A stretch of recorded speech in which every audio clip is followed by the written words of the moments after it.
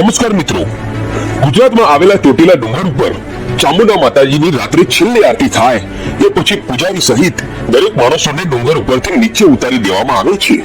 આ ડુંગર ઉપર કોઈને પણ રાત્રે રોકાણ કરવાની મંજૂરી નથી। રાત પડતા જ છેલ્લી આરતી થાય એ પછી ચોટીલાનો ડુંગર સુનસાન થઈ જાય છે। ગુજરાતમાં આવેલા તમામ લોકો લગભગ તો ચોટીલા ગયા જ હશે।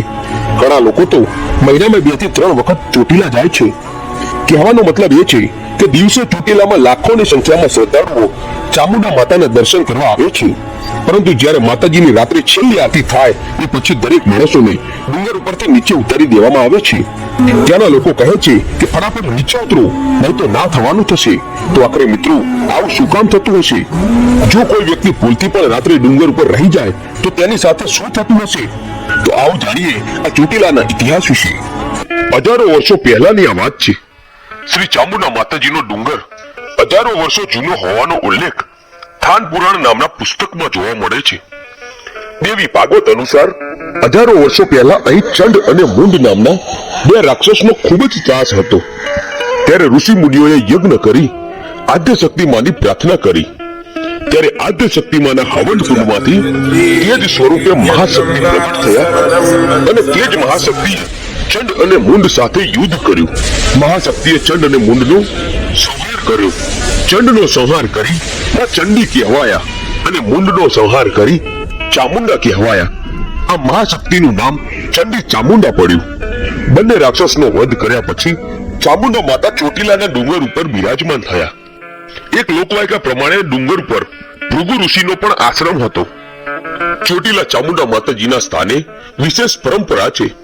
અહીં સાંજની આરતી બાદ ડુંગર ઉપરથી ભાવિક ભક્તો, પૂજારી સહિત તમામ લોકો નીચે આવી જાય છે।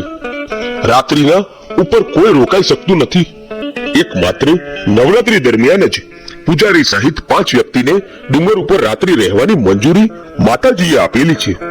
ડુંગર ઉપર મુખ્ય માતાજીના 2 સ્વરૂપ છે। આ 2 સ્વરૂપમાં ચંડી અને ચામુંડા બિરાજમાન છે, જેમણે ચંડ અને મુંડ નામના રાક્ષસનો વધ કરેલો। ચામુંડા માતાજીની મૂર્તિ જોઈએ તો તેમાં 2 મુખ દેખાય છે। ચામુંડા માતાજીની છબીમાં તેમની ઓળખ મોટી આંખો અને લાલ અને લીલા રંગના વસ્ત્રો સાથે તથા ગળામાં ફૂલોનો હાર વડે જોઈ શકાય છે। તેમનું વાહન સિંહ છે। ચોટીલાના ડુંગર ઉપર વર્ષો પહેલા મંદિરની જગ્યાએ એક નાનકડો ઓરડો હતો। તે સમયે ડુંગર ચડવા પગથિયા પણ ન હતા, તો પણ લોકો માતાજીના દર્શન કરવા આવતા હતા। આશરે 155 વર્ષ પહેલા મહંત શ્રી ગોસાઈ ગુલાબગીરી હરિગીરી બાપુ ડુંગર પર ચામુંડા માતાજીની પૂજા કરતા અને મંદિરના વિકાસના કાર્યો કરતા।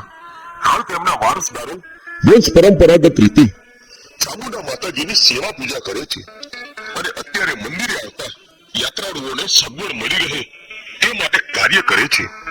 ચામુંડા માતાજી ગોહિલવાડના ગોહિલ દરબારો, જૂનાગઢ તરફના સોલંકી, ડોડિયા, પરમાર, રાજપૂત, ખાચર, ખુમાણ, કાઠી દરબારો, સોની, દરજી, પંચાલ, ઉત્તર ગુજરાતના ઠાકોર સમાજ, કચ્છના રબારી તથા આહિર સમાજ, દીવ સોમનાથ વેરાવળ તરફના ખારવા સમાજ, મોરબી તરફના સતવારા સમાજ તથા અન્ય ઘણા બધા સમાજના કુળદેવી તરીકે પૂજાય છે। શ્રી ચામુંડા માતાજીના ડુંગર ચડવા માટે હાલ 635 જેટલા પગથિયા છે, જેમાં ચડવા તથા ઉતરવાની અલગ અલગ વ્યવસ્થા કરવામાં આવેલી છે।